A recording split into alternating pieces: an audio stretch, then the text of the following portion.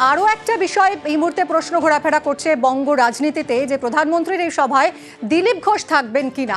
প্রাথমিকভাবে জানা গিয়েছিল দিলীপ ঘোষ আসবেন এবং গতরাতে তিনি পোস্টও করেছিলেন ফেসবুকে, যে সবাইকে আমন্ত্রণ জানিয়েছিলেন। তিনি সেখানে লিখেছিলেন যে আমরা থাকছি, আপনিও আসুন। কিন্তু শেষ মুহূর্তে জানা যাচ্ছে যে তিনি থাকছেন না মোদির সভায়, না দিলীপের।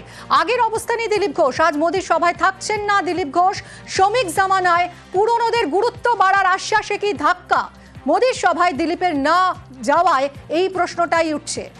মোদির সভার আগে গতকালই আমরা দেখেছিলাম ইঙ্গিতপূর্ণ পোস্ট ছিল দিলীপের, প্রধানমন্ত্রীর সভার পোস্টার তিনি ফেসবুকে পোস্ট করেছিলেন।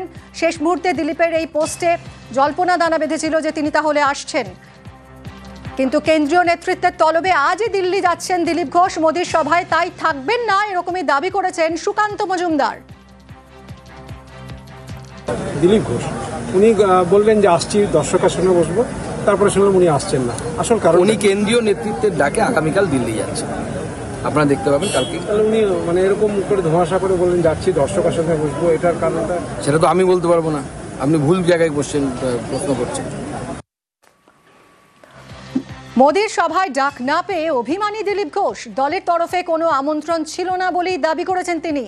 দিল্লি যাওয়ার পথে দাবি করেছেন দিলীপ ঘোষ, তিনি গেলে অস্বস্তি বাড়তে পারে বলেও মন্তব্য করেছেন। দলের কাজে দিল্লি যাচ্ছেন বলে জানিয়েছেন দিলীপ। আমাকে কর্মীরা ডেকেছিলেন, তাই আমি হ্যাঁ করেছিলাম।